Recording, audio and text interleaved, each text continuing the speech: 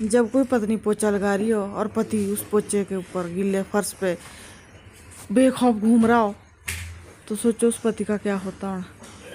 औरत तो बहुत कुछ बर्दाश्त कर सकती है, पर अगर गीले फर्श पे कोई चले वो तो कभी बर्दाश्त नहीं कर सकती।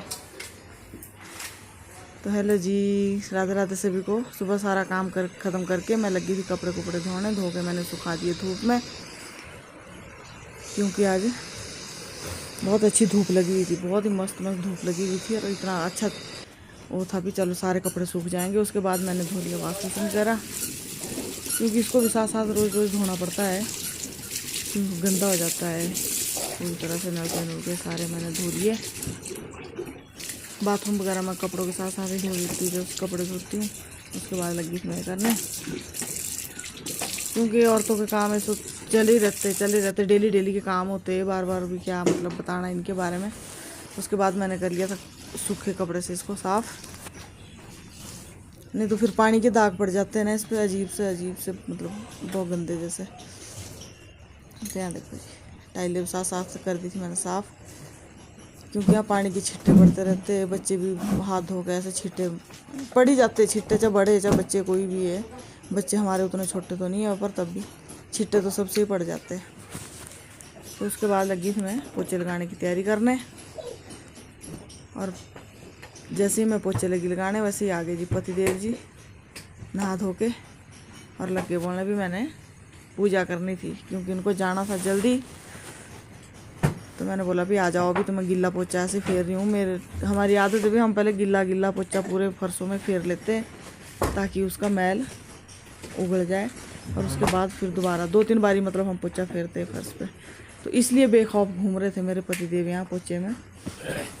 ऐसे तो किसी में इतनी हिम्मत नहीं होती भी हम पोछा लगा रहे और बीच में कोई चलता रहे ऐसे ही, ऐसा नहीं था। पर इनको जल्दी जाना था तो मैं लगी थी यहाँ गिल्ला पोछा फेरने। उसके बाद जब पतिदेव जी चले गए मंदिर में, क्योंकि इनको लगता है आधा पौना घंटा पूजा करने के लिए, तब लगा लिए थे मैंने सूखे पोछे।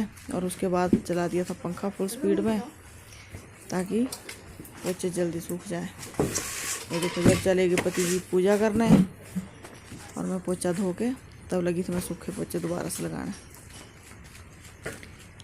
इससे ऐसा होता भी जो दाग धब्बे होते हैं ना किचन में पड़े हुए, किचन में क्या मतलब पूरे फर्शों पे, जैसे बच्चा छोटा है हमारे घर में तो कभी कुछ गिराता रहता है तो दाग पड़ते रहते हैं, तो बिल्कुल सॉफ्ट हो जाते हैं, निकल जाते हैं आसानी से जब दूसरी बार हम पोछा करते हैं।